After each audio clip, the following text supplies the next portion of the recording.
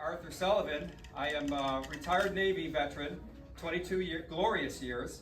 I'm also the chaplain here at the residence home, and what an honor it is for me, with Nicole and the staff, administration, and everybody at the home, to honor our beloved residents who participated in D-Day and in the Second World War, both abroad and at home. Today we honor Gordon Brink, Wesley Reynolds, Stanley Stack, Frank Moscow, Kenneth Schaefer, Rose Farinola, Robert Eman, and Thomas Fenny. Today we commemorate 80 years since the invasion of Normandy, the landing operations and associated airborne operations on Tuesday, June 6, 1944, codenamed Operation Neptune, and often referred to as D-Day. It was the largest seaborne invasion in history.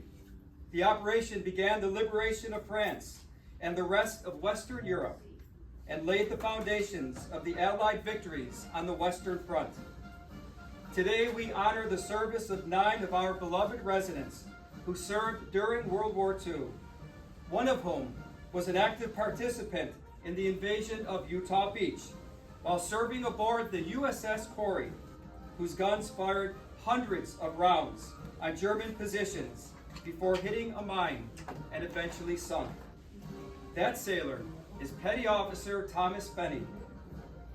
He and 8 other World War II veterans will be honored today as we acknowledge their sacrifice, patriotism, and service in protecting the Constitution of the United States from all enemies, foreign and domestic, and purging the world of tyranny.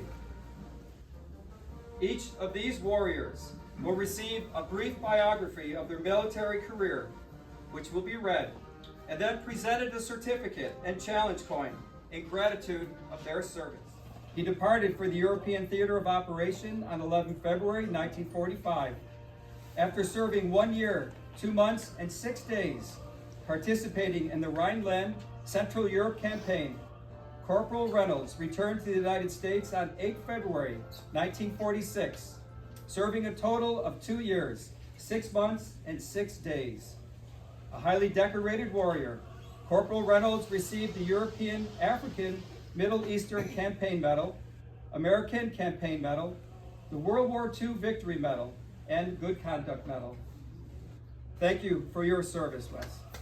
But do you think it's important for us to remember? Because there are fewer and fewer of you, right? Very nice that you do remember, yes. It doesn't seem quite possible. It's been 80 years since the invasion started. Of course, I was in before the invasion. So I spent probably a year and a half in the service before the invasion. Unless you have a question. We were, in my unit, I was in artillery, and we were always in the back of the front lines. We did our shooting from the rear. I wasn't right on the front line where the fighting was. We protect them by firing artillery shells in to protect them while they were fighting. I was still in the States, and to me that was just another day. I didn't really realize the importance of it. I realized the importance of it, but not the seriousness of it sitting in the States.